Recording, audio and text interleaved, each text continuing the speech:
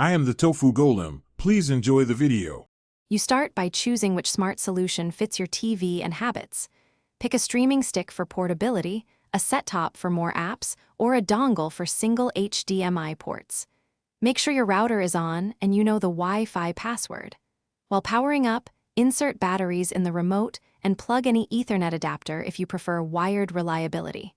Once done, place the device near the TV's HDMI port so you can connect without tension on cables and continue to the installation step. Now connect the device. Insert into HDMI, attach power via USB or adapter, and use an HDMI extender if space is tight. Switch your TV to that input and follow the on-screen pairing prompts to bind the remote and accept terms. Enter Wi-Fi credentials or plug Ethernet.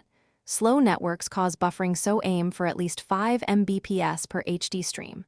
After network access, sign into your streaming accounts, install any system updates, and allow automatic updates so the device stays secure and app compatibility improves over time.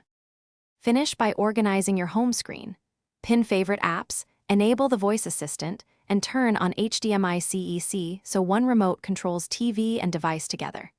Calibrate picture and sound quickly using preset movie or standard modes, and review permissions for microphone or location.